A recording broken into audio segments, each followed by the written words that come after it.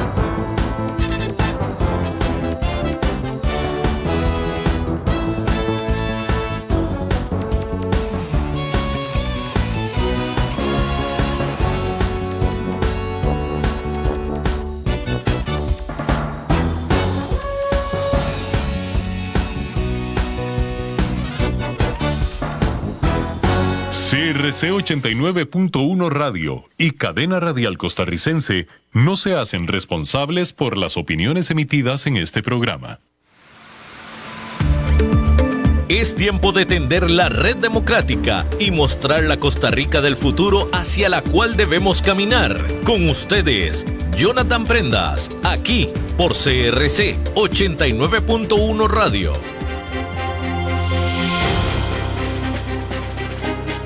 Saludos, ¿qué tal mis buenos amigos de Red Democrática? Bienvenidos a esta nueva semana. Esperamos siempre puedan cumplir con todos los objetivos que puedan estarse trazando en lo profesional, en lo empresarial, en lo familiar, en lo personal, en lo social. Es decir, que todo lo que ustedes planteen para esta semana sea de una ejecución sana, positiva, propositiva, exitosa, porque así podremos construir entre todos un mejor país y siempre con la idea de este programa heredarle a nuestros hijos y a nuestros nietos la mejor versión de la Costa Rica en la cual podamos vivir. Nos fue entregada una Costa Rica buena, tenemos que entregar una Costa Rica mejor y para eso tenemos que ser conscientes de que no todo lo que se hace es bueno y que tenemos que estar en la sintonía de co-crear, de fortalecer, de enmendar errores y de avanzar, que eso es lo que nos puede generar un país próspero, un país bendito. El día de hoy estamos pues con un programa particular, un programa especial, con un amigo en lo personal y también un amigo de la casa de la Fundación Red Democrática, don Eric Rodríguez Steller, ex compañero legislativo, a quien le doy un gran abrazo y la bienvenida a este programa que esperamos sea de agrado para todos los que estén escuchando en la FM en el 89.1 y también en plataformas digitales. Eric, bienvenido. Muchas gracias, Jonathan. Gusto verte nuevamente. Bueno, la última vez nos encontramos en un ejemplo, en un evento poco doloroso por el hecho de la muerte de don Eduardo Crucian, que de Dios goce, y ahora nos encontramos en estos avatares políticos de toda la vida, y un placer estar en su programa, y también un saludo a todos los que nos ven y nos escuchan en su gustado programa. Eric, cuando hablamos de Costa Rica, vos eras muy vehemente en los controles políticos porque sentías que no se estaba caminando por una ruta correcta. Eran 8 años de acción ciudadana, el trabajo que se hizo para exponer las debilidades de esa propuesta política dieron resultados y en este periodo constitucional no está el Partido de Acción Ciudadana. ¿Estás más tranquilo en referencia y para empezar tal vez de atrás para adelante? ¿Estás más tranquilo en la Costa Rica que estamos viviendo en función de la realidad política que vivimos actualmente? Mira, esa pregunta es del millón de, no de colones, de dólares, porque se las trae. En algunas cosas yo estoy más tranquilo. Yo vi una Costa Rica muy tirada a la izquierda, muy de agenda woke, muy pro aborto, etcétera, etcétera, y eso me preocupa muchísimo. No quiero decir ahora que parte de esa agenda todavía se conserva y que el Poder Ejecutivo actual y el Poder Legislativo actual no han hecho absolutamente nada al respecto. Pero por lo menos ya no se tiene el bombardeo publicitario, las acciones de gobierno a favor de ciertos grupos y en detrimento de una gran mayoría que, gracias a Dios, pensamos diferente. Entonces, desde alguna óptica, desde esa óptica, digamos que podemos estar un poquito más tranquilos.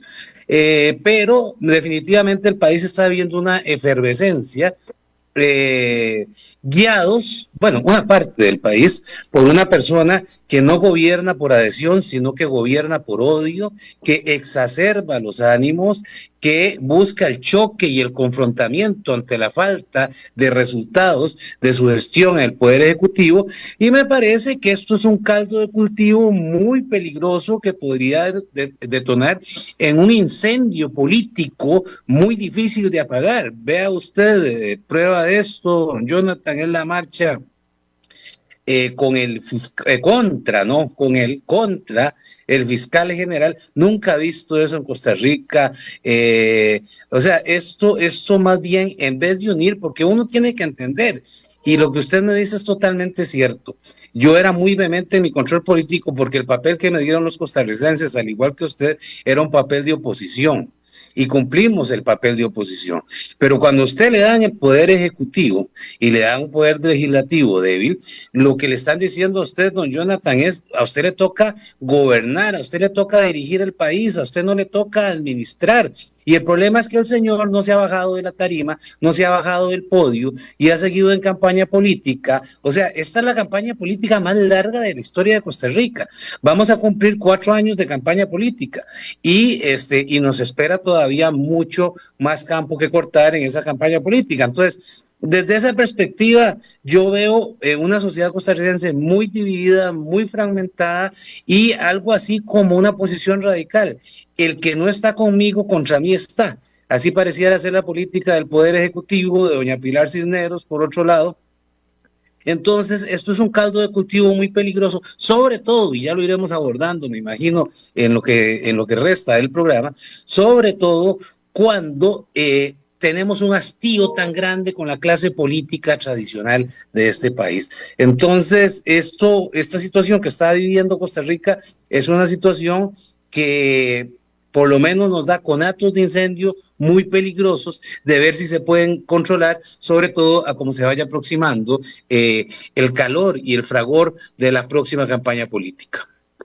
Es que precisamente, Eric, el programa lo hemos propuesto para tres momentos. Uno, cómo recibimos en el 2022, o cómo recibe, porque no estamos ahí, cómo recibe en el 2022 el nuevo poder delegado de los ciudadanos, llámese legislativo y ejecutivo, cómo estaba el país en ese momento, cómo está en este instante. Después, eso que mencionabas particularmente de echarle leña al fuego sobre el hastío contra la clase política, sin entender el que lo hace, que ya por solo el hecho de tener la posibilidad de hacerlo es parte de una clase política. Y tercero, es qué puede pasar con los conatos de incendios forestales en un año electoral en donde, como bien decís, la campaña electoral no ha terminado y hay algo que se llama beligerancia política, que vamos a entrar dentro de pocos minutos a desmenuzar para entender qué es. No es nuestro afán, y eso le tocará al Tribunal de Elecciones,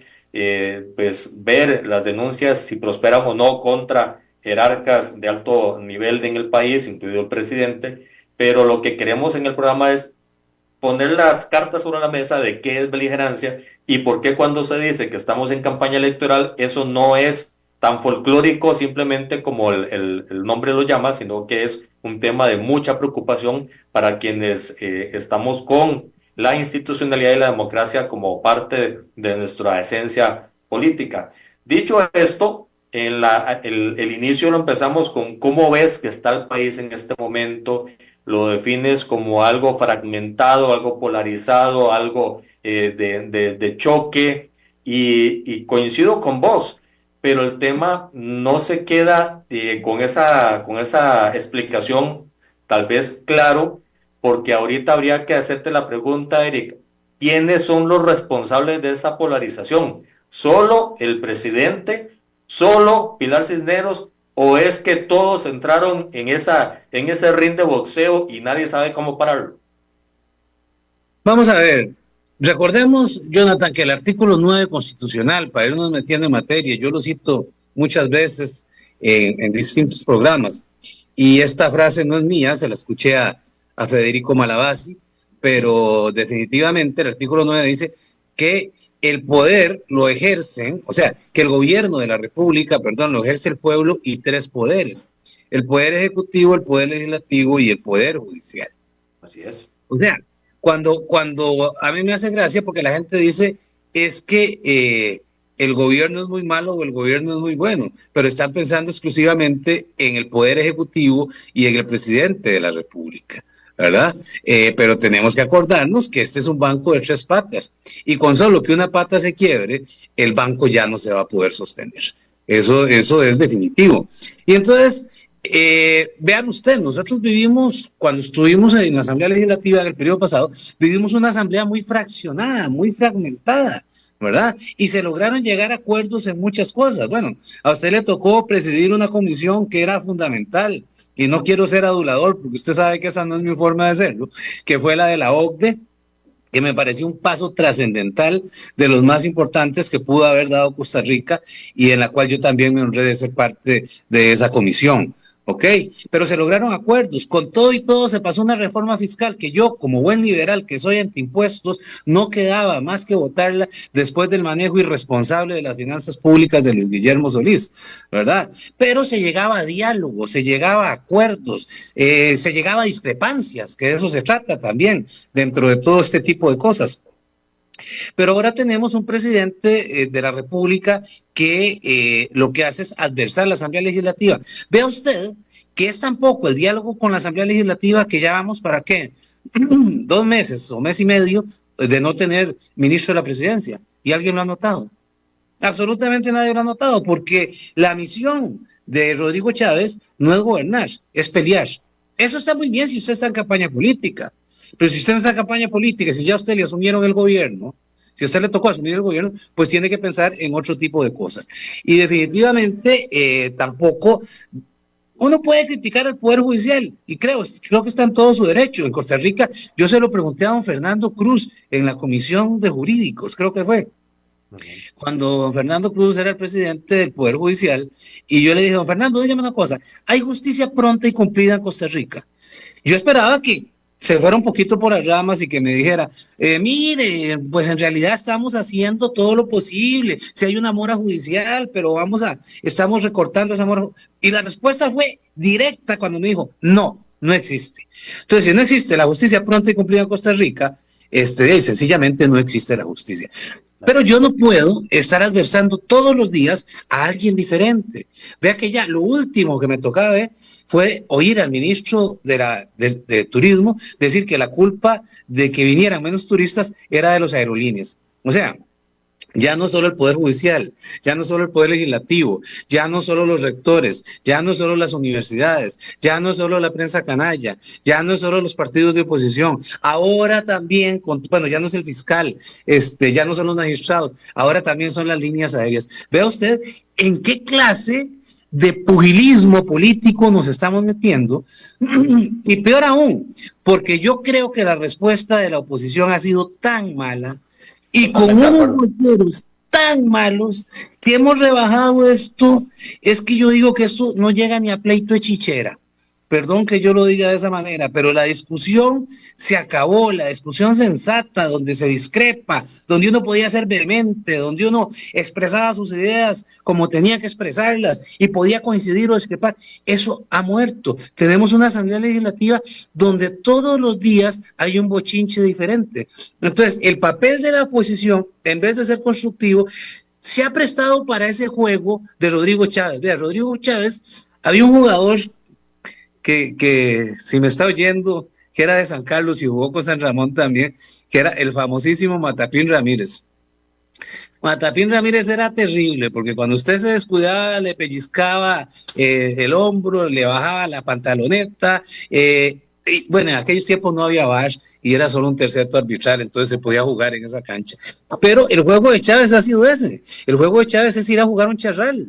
Y entre más patadas tire y más codazos dé, mejor para él. Entonces, ¿cuál es el problema? Primero, que la oposición no se ha dado cuenta que lo están llevando a jugar un charral, sino que se han metido a jugar al charral, se han metido a jugar precisamente a una cancha embarrialada. Entonces, Chávez los llevó precisamente a la cancha donde los quería tener y ellos se prestaron para ese tipo de cosas. Entonces, ¿qué es lo que pasa? Que cuando uno oye a voceros tan desprestigiados, y le voy a dar nombres, como doña Dinora Barquero, cuando uno oye a voceros tan desprestigiados como Francisco Nicolás, cuando uno oye a voceros tan desprestigiados como Antonio Álvarez de Santi, cuando uno oye a voceros tan desprestigiados como, qué sé yo, José María Figueres Olsen, o cuando uno oye voceros tan desprestigiados como Leslie Bojorges, entonces, sí, Chávez está jugando solo. O sea, se llevó a la gente a jugar a un potrero, la oposición cayó en la trampa de jugar en un potrero y los rebajó su nivel de fútbol porque Chávez no sabe jugar y ahí les está ganando por goleada. Les está ganando por goleada porque en un charral y en una cancha embarrialada, usted lo que tiene que hacer es tirar de largo para ver cuál bola entra. Y ha metido muchas bolas y la oposición no ha sabido jugar. O sea, no se ha dado respeto. Entonces, dos no pelean si uno no quiere. Y la verdad es que Chávez lo que le gusta es pelear. Él no sabe gobernar. Además, él no sabe ni para qué llevar a presidencia. Él no sabe, no se ha leído la Constitución política, él no se ha leído la Ley General de Administración Pública, la desconoce. Él desconoce la normativa de Costa Rica, él desconoce la institucionalidad nacional. Pero la oposición se ha prestado a caer en ese juego y le ha hecho el juego. Y eso es lo que le mantiene una popularidad a Chávez de la que tanto se jacta. No es el 75%. O sea, yo solo en los jabones he visto un porcentaje tan alto de grasa. Pero no es el 75 ni el 85 que saca unos datos Pilar Cisneros ahí terribles. Pero sí goza de alguna popularidad en un sector de resentidos con la política. No les importa que el país esté bien, no les importa que a ellos les vaya bien. Lo que les importa es que le digan que fulano es un ladrón, que menguano es un choricero, y eso es lo que ellos disfrutan. Y entonces Chávez ha sabido aprovechar ese tipo de cosas. O sea, Chávez es un populista astuto en ese campo, en el campo del populismo. Estatista no es, y Pilar Cisneros también.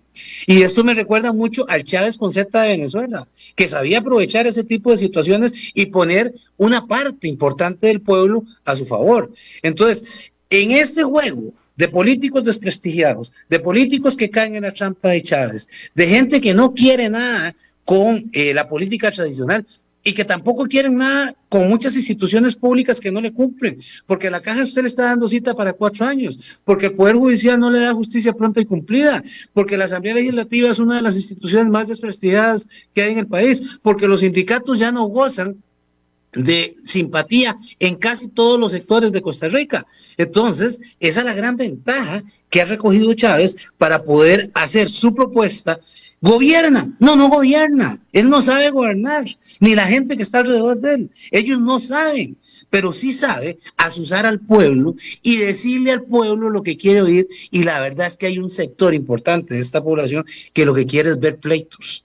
Y vea que una de esas cosas, y lo voy a decir aquí, es por las cuales Juan Diego Castro fue protagonista en la campaña del 2018, porque la gente quería que dijeran prensa canalla. Esa frase es de Juan Diego Castro, que hablaran de políticos ladrones, que hablaran de políticos tradicionales, que hablaban de chorizos, etcétera, etcétera. Y eso lo ha canalizado muy bien Chávez para jalar agua hacia sus molinos. ¿Ha gobernado? No, él no sabe, no sabe. Esa es la realidad, pero ha aprovechado la coyuntura que está viviendo el país. Eric, cuando haces ese análisis muy puntual y sumamente claro, la analogía con el charral y la mejenga en charral es muy, muy clara. Y vemos que a diario los esfuerzos de esa pelea es manchar la historia de los partidos, buena o mala, mancharla, y manchar el prestigio de personas, buenas o malas, mancharlas. Lo hace, hay dos formas de hacerlo, simplemente echar tierra y la otra es a la inversa, llamar al pueblo, llamar a la gente para que puedan ir en las próximas elecciones a votar distinto. Y aquí entrando un poco más en materia de lo que es el tema del programa de beligerancia política.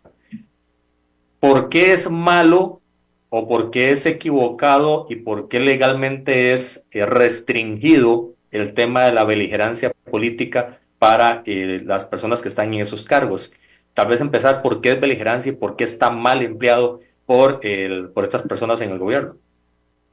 Vamos a ver, la prohibición más bien a que exista beligerancia, ¿verdad? Se da para empleados públicos, ¿verdad? Hay una que es absoluta, hablemos del presidente de la República, obviamente que de los magistrados del Tribunal Supremo de Elecciones, obviamente que de los altos funcionarios del Poder Judicial, ¿verdad? Que no se les permite ni pegar un sticker en el carro y no se les permite participar en nada. Uno como funcionario público fuera de horas laborales, pues sí puede favorecer con sus actos o acciones a algún partido político y hasta puede aspirar a cargos públicos. O sea, yo incluso cuando aspiraba a ser diputado, en alguna ocasión me dijeron, mire, vamos a tomarnos una foto allá donde está el monumento a Juan Santamaría y todo el asunto, y yo les dije, no puedo porque yo estoy en horas laborales.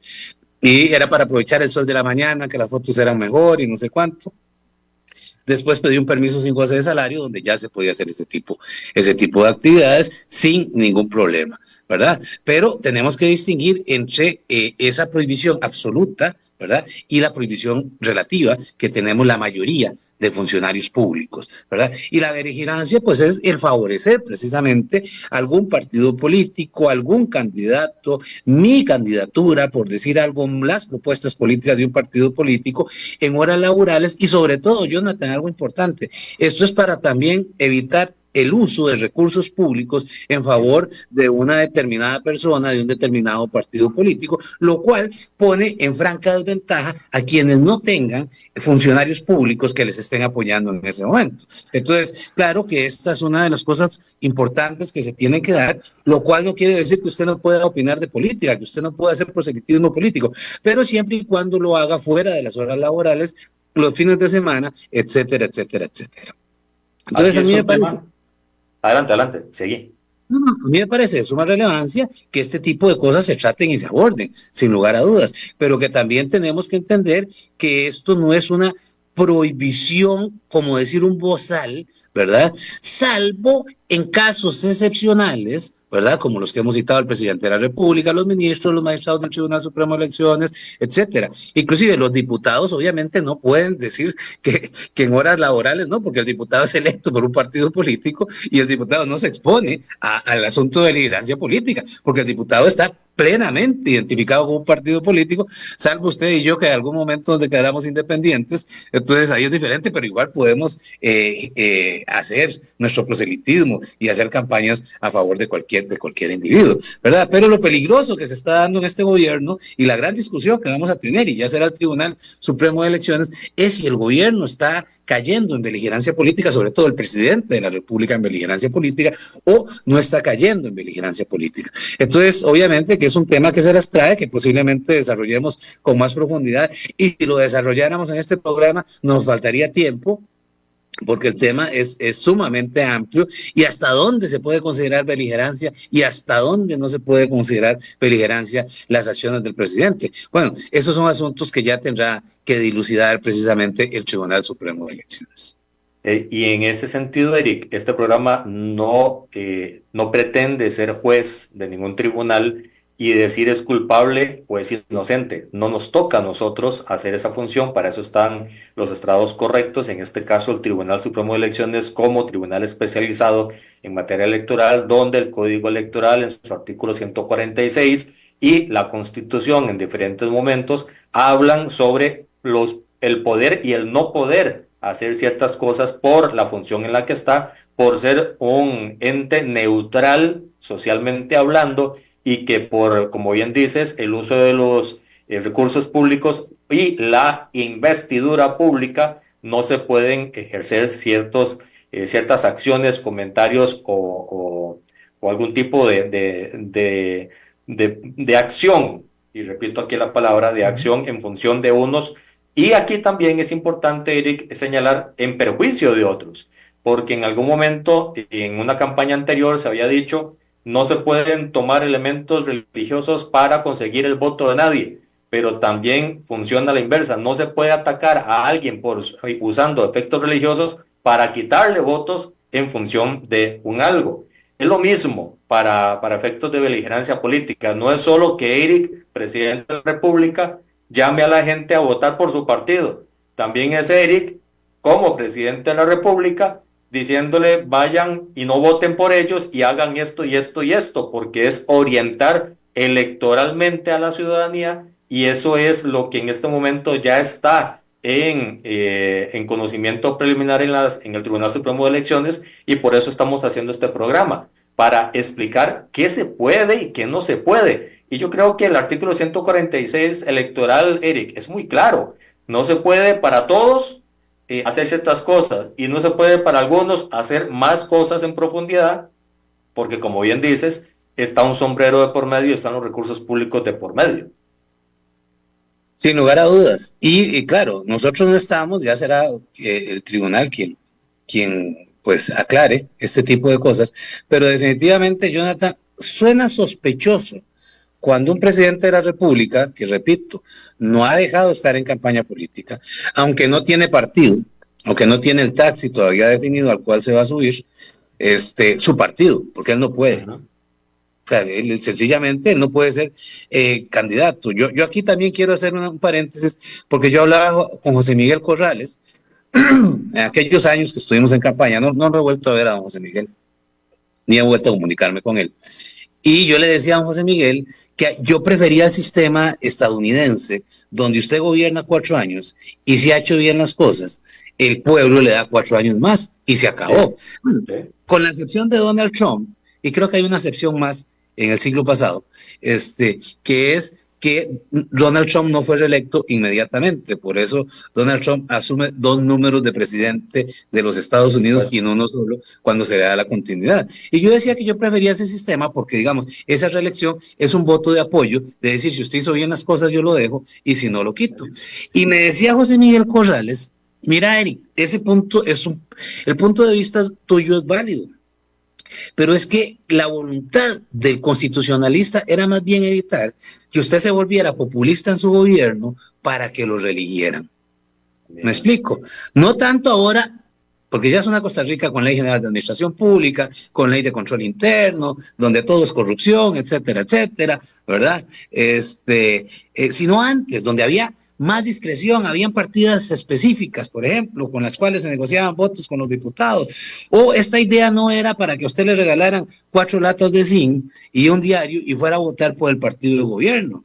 Entonces, hoy comprendo que el constituyente fue sabio, aunque don Rodrigo Chávez diga que la Constitución es primitiva, que me hizo mucha gracia. Yo tengo un librito aquí que se llama El despertar constitucional costarricense de Jorge Sáenz Carbonell, ¿verdad? Donde nos dice que la primera constitución que tuvo Costa Rica fue la Constitución de Cádiz, allá por 1812, donde Florencio del Castillo precisamente fue nuestro representante ante las Cortes de Cádiz. Y primitivo quiere decir primario, originario. O sea, que la Constitución primitiva es la de Cádiz, no es la de 1949, a la cual yo sí creo que hay que hacerle muchos cambios, ¿verdad? Muchas reformas constitucionales, pero no es una constitución primitiva, como decía don Rodrigo Chávez. O sea, se nota que don Rodrigo ni la historia de este país conoce. Yo lo mandé a leer ese librito, pero me imagino que él anda más ocupado paseando un jaguar por otro lado. Bueno, pero volviendo al punto que nos atañe,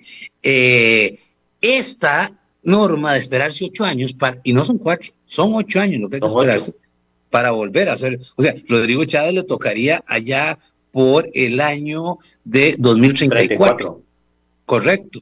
El que se burla, el adulto mayor, y que vuelen a COFAL, me imagino que ahí también ya en esa época, pues él va a tener que estar usando algunos tarritos de COFAL, ¿verdad? Entonces, al igual que lo uso yo para ir a mejenguear, lo que pasa es que no he vuelto a mejenguear, pero yo no tengo ningún problema con el olor a COFAL, en lo más mínimo.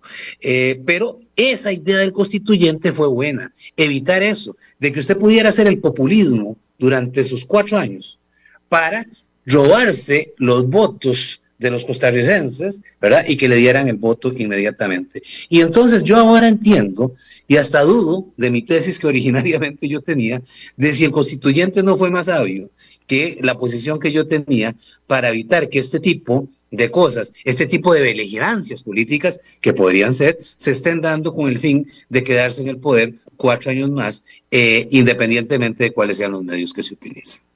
Y de hecho, Eric, también está la presunción de que el hoy presidente estaría renunciando pronto para asumir una candidatura diputadil y a partir de ahí estar un proyecto diferenciado de transformación institucional desde el Congreso. Pero más allá de ese detalle, que no es poca cosa, dice también que un libro que estaba revisando, un folleto que estaba revisando el Tribunal Supremo de Elecciones, sobre parcialidad política. Un funcionario o servidor actúa de forma parcializada cuando utiliza un cargo para beneficiar o perjudicar a algún partido político. Y es lo que estábamos hablando.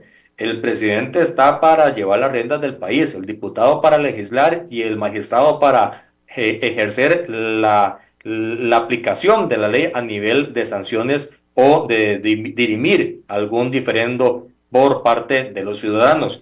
En todo sentido, lo que aparenta es que no es normal que un funcionario de alto rango se enfatice tanto en atacar a cuerpo, a personas y a partidos y llame a la gente y decirle en las giras a la gente, usted sabe por quién no hay que votar en las próximas elecciones. Y me parece que eso es lo peligroso y esa es una zona gris que habrá que ver si el tribunal encuentra que no es gris, sino que es negativa en función de lo que se tiene que hacer por función y el deber de cada funcionario de acuerdo a lo que se le ha mandado por ley.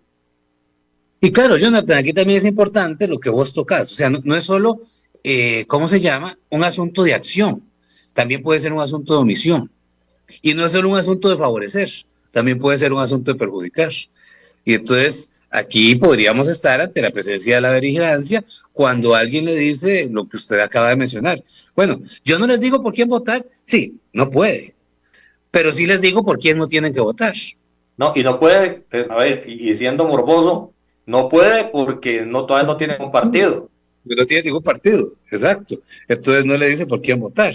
Sí suena, hasta esto también podría verse como beligerancia política, porque 2 de sus exministros, ¿verdad? Hablemos de Batalla y de doña Laura Fernández, asisten a reuniones oficiales y con ciertos dignatarios de otros países. ¿No es esto de una u otra forma favorecer a quienes tienen aspiraciones políticas, aunque no tengan partidos políticos? Bueno, estas son las cosas que hay que discutir y estas son las cosas que son muy peligrosas. Es que, Jonathan, bueno, mi primer voto, imagínese usted que fue en 1990, me tocó votar, viejo digo yo, porque me tocó votar a los 21 años, ¿verdad? Mira, yo iba a votar por Calderón, que no me oiga don Rafael Ángel, pero porque mi familia siempre fue mariachi, pero quedé muy resentido con la convención entre Calderón y Miguel Ángel Rodríguez, y al final terminé votando por Carlos Manuel Castillo. Desde ahí empecé perdiendo el voto. Increíble que una familia como la mía... Votaste por Liberación, eso sí está nuevo. Sí, mi primer voto fue por Liberación Nacional, fue por Carlos Manuel Castillo, que después tuve la dicha de conocer, muy buena persona, en la Facultad de Ciencias Económicas de la Universidad de Costa Rica, cuando estudiaba. No fue profesor directamente mío, pero sí coincidimos en algunas actividades académicas y sociales dentro y fuera de la facultad. Entonces yo di el voto precisamente como un voto protesta, que esa es otra cosa que hay que analizar, que podemos analizar también, ¿verdad? Pero... a lo que yo voy es que yo nunca había visto un presidente meter las manos tanto en política. O sea, política electoral me refiero. Si hablamos de política, póngale la P mayúscula o lo que quiera, como decía alguien por ahí, o póngale la P minúscula. ¿Verdad? O sea, Aristóteles decía que el hombre es un son politicón, ¿verdad? O sea, el hombre es un ser político, ¿verdad? Eso no se va a quitar nunca, pero meter tanto las manos en política electoral no solo es desagradable de un primer mandatario, sino también de alguna u otra forma es vulgar, verlo en esa situación. Entonces es preocupante, porque yo he visto todas las campañas políticas habidas y por haber, y las he seguido al pie de la letra, casi que desde 1986, bueno, desde 1978, me acuerdo yo, cuando ganó Rodrigo Carazo, que ahí andaba metido uno de guía y recepcionista. Jamás, de ninguna manera, ellos tienen un derecho a defenderse cuando son atacados, pero jamás meter las manos tanto en política electoral. Y esto es preocupante, porque esto de una u otra forma es aprovecharse de su cargo para tratar de jalar agua a sus molinos. Creo que la única gran ventaja es que como no tienen candidato y no tienen partido, entonces uno no se sabe para quién está jalando agua. Eso en primer lugar. Y en segundo lugar, es que como Rodrigo Chávez tiene esa facilidad para apañarse con todo el mundo, entonces es muy probable que los que hoy son sus delfines o su delfín, mañana no lo sea. Acuérdese del caso de Amador, que lo presentaba prácticamente y la gente decía que ese era el candidato, y hoy son antípodas totalmente en política, ¿verdad? Entonces no sería de extrañar que tarde o temprano su delfina o su delfín terminen también agarrados del pelo por el presidente, como ha sido también, posiblemente, o como ha sido también su característica con los partidos políticos. Recuerde que Rodrigo, la gente que decía estar con Rodrigo Chávez, y que yo me acuerdo, Natalia Díaz dijo en algún momento que el partido de ella, o la gente de Natalia Díaz, que el partido de ella era el partido de Rodrigo Chávez. Y eso yo lo sé. No va a decir Natalia, pero sí la gente que estuvo con ella. Y resulta que ahora no, que ese no es el partido, dijo Pilar, que ese no es el partido. Después pusieron otro partido que yo no sé, creo que ni siquiera se pudo inscribir a nivel nacional, que era Aquí Costa Rica Manda. Entonces ya ese tampoco va. Ahora había una asamblea del tal Pueblo Soberano, que dicen que no se sabe si va a ser o no va a ser. Después anda paseando un jaguar ahí, que hasta eso habría que ver si es vigilancia política, en un partido que se llama Motiva, que es Movimiento Tiempo de Valientes. Entonces, hey, Jonathan, decía Napoleón, cuando su enemigo se esté equivocando, no lo distraiga. Antes se aplicaba el dicho de divide y vencerás. ¿Para qué se va a dividir si entre ellos mismos se dividen? Entonces yo no creo, aquí el problema que va a haber es cuando el chavismo, que no lo puede hacer, pero de Pilar tal vez sí, cuando el chavismo tire línea a favor de alguien, los otros grupos van a quedar resentidos. Y no hay cama para tanta gente. Y ese cuento, Jonathan, de que van a sacar 45 diputados, mire, ni resucitando a Conrad Adenauer y trayéndoselo para Costa Rica y enseñándole a hablar español, sacan 30 diputados, menos van a sacar 45 diputados. Yo siempre pongo el ejemplo. El peor gobierno en la historia de Costa Rica que yo recuerde fue el gobierno de Rodrigo Carazo, del 78 al 82, con inflación del 100%, con desempleo de más del 8%, una crisis económica terrible, una devaluación de más del 80%. Gana Luis Alberto Monge con el 58% del total de los votos válidamente emitidos y logra sacar 33 diputados. Ese ha sido el máximo que ha llegado después del peor gobierno en la historia de Costa Rica. ¿Y usted cree que Rodrigo Chávez no, que el partido, que no se sabe cuál es, que va a señalar Pilar Cisneros para que sea el del chavismo, va a lograr 45 diputados? Rodrigo Chávez no se ha dado cuenta de una cosa: él no es Milei, él no es Bukele, le falta muchísimo para llegarle a ambos, aunque sea a los tobillos, y él no se ha dado cuenta de ese tipo de cosas. Y aún Milei, con todo y todo, su gran mérito fue haber sacado a los Kirchner del poder, pero aún Milei no tiene, como decir, una mayoría amplísima en el Parlamento, sino que es restringida. Aquí el único que puede decir, y yo creo que a usted y a mí nos tocó ir de observadores a esa elección de diputados en El Salvador, entre otros compañeros, el único que puede decir que tiene una mayoría total en el Congreso es Nayib Bukele, pero en Costa Rica eso no va a suceder. La democracia de Costa Rica es muy diferente a la democracia que tiene El Salvador. Entonces, no es tan fácil llegar y anunciar que van a tener 45 diputados, a no ser, Jonathan, que hagan las que hicieron hace 4 años, que a Pilar Cisneros las ponían en todas las vallas en Guanacaste, aunque iba solo, obviamente, de primer lugar por San José. Entonces, le ponían vallas en Guanacaste a la par de Rodrigo Chávez, y yo no sé si en Limón y en otro lado, en todos lados la ponían, pero aún así no llegan a 45 diputados, no llegan ni a 30. Además, se lo estoy diciendo hoy, si llegan a 20, denle gracias a Dios, vamos a tener una asamblea nuevamente muy fraccionada y muy dividida. Y otra cosa también importante que yo he dicho, el carisma no se hereda. Si aquí hubiera reelección, yo sí estaría muy preocupado por una posible victoria holgada de Rodrigo Chávez. No del 80%, eso es mentira, pero sí holgada de Rodrigo Chávez. Pero el carisma no se hereda. Y yo solo doy un ejemplo, y hace poco lo conversaba con algunos amigos exdiputados. Oscar Arias gana el Premio Nobel de la Paz en 1987. Oscar Arias en ese momento era la figura más popular de Costa Rica y una de las figuras a nivel mundial más populares, sin lugar a dudas. Y lo sigue siendo. Claro, y en el 90, Carlos Manuel Castillo pierde las elecciones contra Rafael Ángel Calderón. ¿Por qué? Porque el carisma no se hereda. Claro, me podrían decir es que eran 8 años de gobierno, es que Oscar Arias tampoco, o el arismo no le metió mucho el hombro a Carlos Manuel Castillo, porque habían terminado resentidos por la convención que tuvieron en aquellos años, donde Arias fue candidato, pero definitivamente el carisma no se hereda. Y honestamente, yo de los dos delfines que dicen hablar, que son Batalla y Laura Fernández, perdón, pero los veo muy poco, ¿cómo decirlo?, sin herir susceptibilidades. No tienen la madera para llegar a la presidencia de la Asamblea Legislativa, sin lugar a dudas. De la presidencia de la República. Perdón, a la presidencia de la República. No, ni a la de la Asamblea tampoco, pero a la de la República menos. Eric, cuando ya vamos a entrar en la parte final del programa a ese abanico y abaco legislativo, que sí me gustaría tener tu lectura de cómo podría en este momento, y siempre nos gusta a vos y a mí y a otros compañeros hacer esa proyección a hoy, de lo que está pasando a hoy, porque sí es importante ir haciendo ese ejercicio.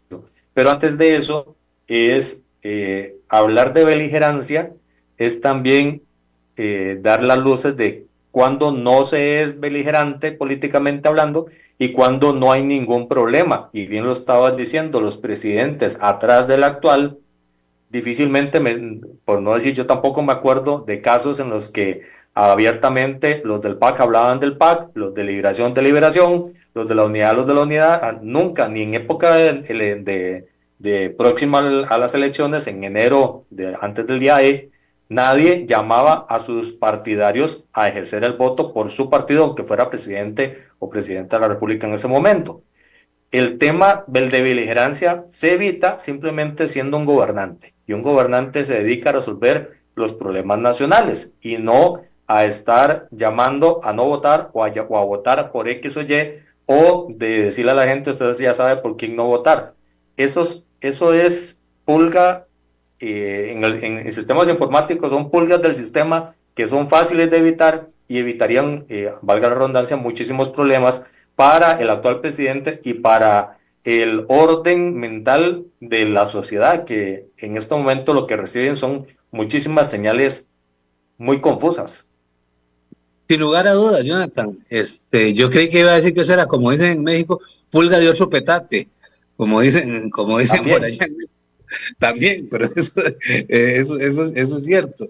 Vean, el problema que hay es que Chávez no gobierna.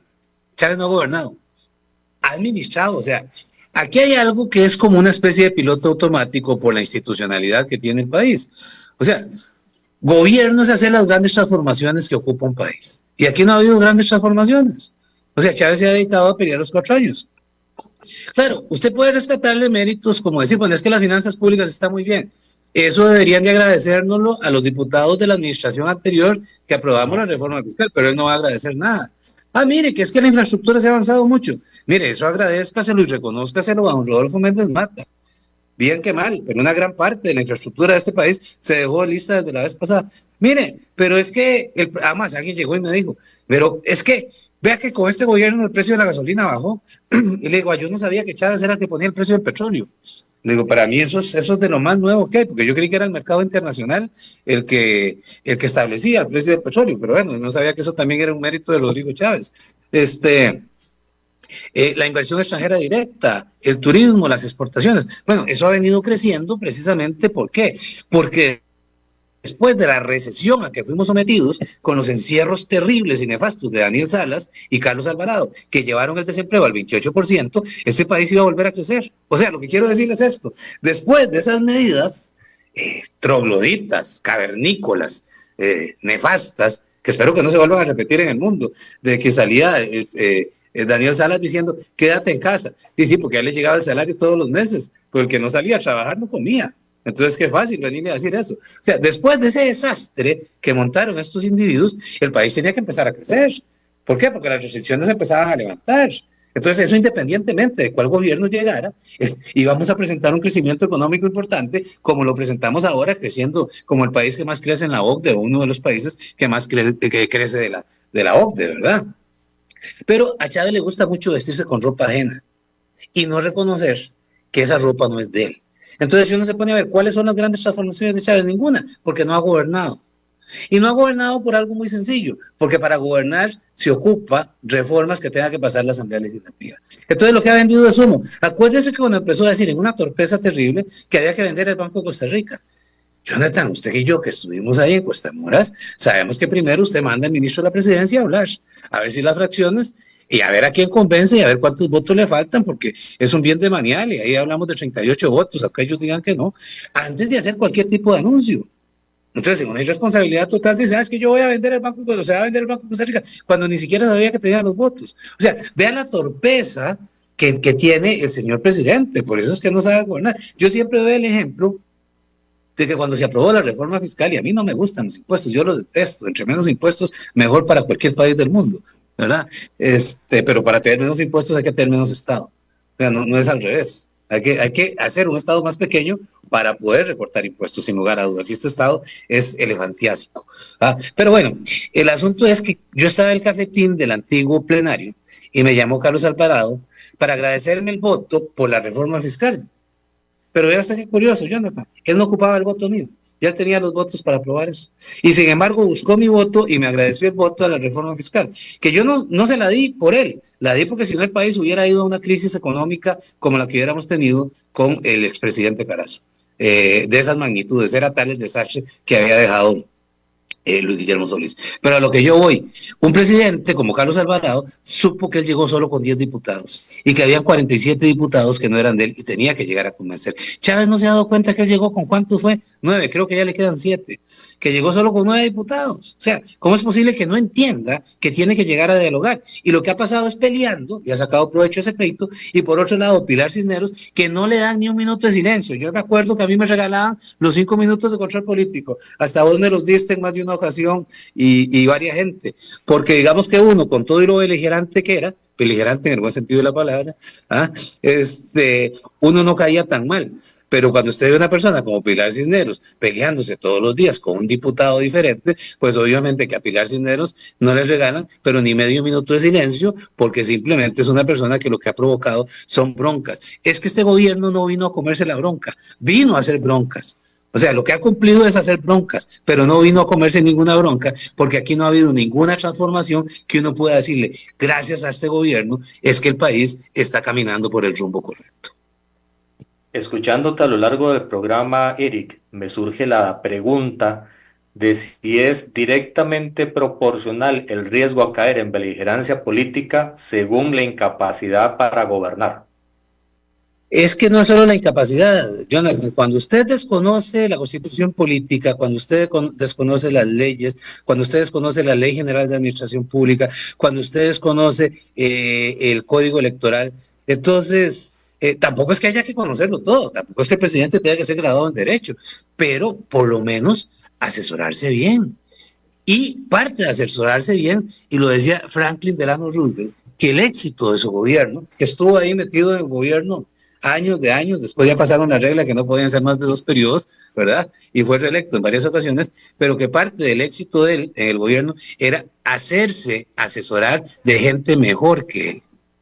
Y el problema es que aquí también es lo que llamamos en derecho culpa ineliyendo, porque ha escogido una serie de personas que son tan ignorantes como él en materia jurídica que a veces uno se para el sol a verlo, ¿verdad? Porque don Rodrigo Chávez sí tiene la maña de que todo el que habla de economía dice que es un ignorante o que es un economista de 2 por peseta, ¿verdad? Él no, pero él me imagino que en el Banco Mundial, antes de que lo echaran por acoso, pues me imagino que él era muy buen economista, ¿verdad? Pero definitivamente como abogado es una persona sumamente ignorante de la normativa costarricense. Entonces, cuando usted me preguntaba sobre la proporcionalidad de caer en beligerancia política, es que cuando no se conoce qué es beligerancia política, entonces ni siquiera sabe que lo que está haciendo es o no beligerancia política.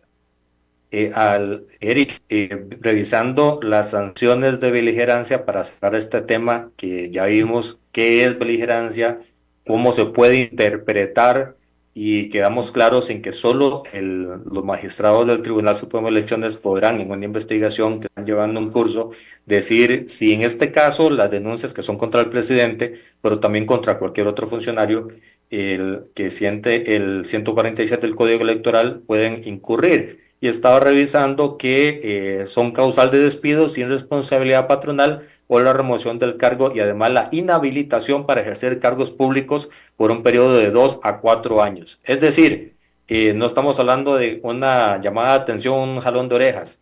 Si el presidente en estas investigaciones saliera responsable de beligerancia política, esas son las sanciones a las cuales no se podría evitar que él vaya. Correcto, correcto. Y ahí habría que ver también, Jonathan, porque usted tocó un tema ahí sobre su posible renuncia para aspirar a una diputación. Hay una resolución de la Sala Constitucional que establece que sí ocupa el voto de la Asamblea Legislativa porque se dice que tiene que conocer, pero la resolución de la sala, que fue un voto 4-3, hubo un voto de minoría de 3, pero ambos votos coinciden en el hecho de decir que se ocupa que el presidente pida permiso, porque dado que por la investidura que tiene, no puede renunciar por cualquier cosa, tiene que ser un acto que justifique el por qué va a renunciar, y por eso es que el Parlamento tiene que conocerlo. Otra cosa también importante es que el presidente no podría ejercer ni la presidencia de la Asamblea, aunque él diga lo contrario, y José Miguel Villalobos diga lo contrario, ni la vicepresidencia de la Asamblea Legislativa, ¿verdad? Porque le atañen las mismas prohibiciones que al presidente de la República. Entonces, desde esa óptica no es tan fácil. Yo creo que lo hace más para hacer bulla, ¿verdad? Pero lo que vos decís es totalmente cierto en ese sentido, de que se tiene que destituir del cargo. Y esto sí sería muy interesante, Jonathan, porque aquí habría que ver, decir, bueno, pero el Código Electoral establece que se tiene que destituir del cargo, pero habría que ver aquí, por ser un cargo de elección popular, si el Tribunal Supremo de Elecciones podría destituir al presidente de la República del cargo. Me parece que esa es otra discusión jurídica que, de ser encontrado que hay beligerancia por parte del presidente de la República, se las va a traer a ver si es el tribunal el que tiene que destituirlo y si puede destituirlo por ser un cargo de elección popular. Habría que ver cómo está la procesión o si esa destitución se aplica solamente al funcionario público como tal, que no ha sido electo popularmente. Eso habría que ver. Eric, también está el comodín de la inhabilitación, que puede ser una regla salomónica de los magistrados en su momento para no entrar en estas discusiones que podrían hacer más profundo el problema. Pero más... Claro. Adelante. No, adelante. Lo que está señalando podría ser, es una forma salomónica, lo que vos decís, de no, ni tan cerca que queme al santo, ni tan largo que no lo alumbre. Eric, en minuto y medio, ¿qué es lo que nos queda del programa? ¿No ves 38 ni 40 diputados del oficialismo, ves máximo 20? ¿Ves a Liberación fortalecido y a la Unidad fortalecido o más bien en deterioro para la siguiente elección diputadil? La unidad, y que me perdonen mis buenos amigos de la unidad yo lo vengo diciendo desde hace rato, es un cadáver que se niega a ser inhumado, ¿verdad? La figura de Juan Carlos Hidalgo me parece una persona muy inteligente, es una persona que le lleva el pulso al país, pero tiene el lastre de echarse encima el Partido Unidad Social Cristiana, que es un partido bastante desprestigiado. Por otro lado, veo a Liberación Nacional con una calidad de precandidatos muy mala. Creo que va a ser una convención muy fría, una convención donde si llegan a 300,000 votos tienen que darse por una piedra con el pecho. Es un partido que goza del peor desprestigio de todos los otros partidos políticos y lo veo sumamente debilitado. No veo al oficialismo sacando, yo diría que dependiendo cómo esté la situación, cómo se fraccione y cuál sea su candidato, podría ser que lleguen a tener una fracción parecida a la que tienen actualmente, si no se resquebrajan, ¿verdad? Y ya sé que lo que usted me va a preguntar, porque yo discuto mucho con otro Roberto, y me dice, pero entonces decime quién diablos es el que va a ser candidato. Y entonces yo les doy, la respuesta que les doy es, ¿quién era Rodrigo Chávez en octubre o noviembre del año 2021? Un ministro de Hacienda que había echado Carlos Alvarado y un economista que lo habían echado del Banco Mundial por acoso laboral. Ese era Rodrigo Chávez y llegó a ser presidente de la República. ¿Quién era Fabricio Alvarado y quién era Carlos Alvarado en noviembre y diciembre del año 2017? Nadie. Quienes íbamos encabezando las encuestas éramos nosotros con Juan Diego Castro y Liberación con Antonio Álvarez. Y los dos ni siquiera llegaron a segunda ronda. Y además, no vaya muy allá. ¿Quién era Luis Guillermo Solís en noviembre del año previo a las elecciones? Entonces, Jonathan, cuando usted tiene un 70-75%, y eso sí es verdad, de gente que dice que no tiene partido, cualquier cosa puede suceder. Y en esos arrancones de diciembre, enero y noviembre pueden pasar muchas cosas. Así es que no hay que asustarse, no hay que asustarse. Yes. Ya esto es algo tradicional. ¿Quién será? Solo teniendo bola de vidrio. Pero vamos a tener una asamblea muy fraccionada como la tenemos actualmente. Eric, muchísimas gracias por todos tus aportes y la lectura sobre un tema tan importante para el país. No, gracias a vos, Jonathan, por la invitación.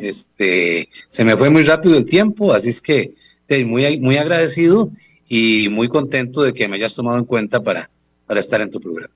A la orden, espero tenerte acá muy pronto. Muchísimas gracias a vos y a todos los que estaban en sintonía. En unos minutos en el chat, en el programa, en el canal de YouTube de Red Democrática van a encontrar este programa y mañana a las 10 de la mañana un nuevo episodio. No se lo pierdan, Dios los bendiga.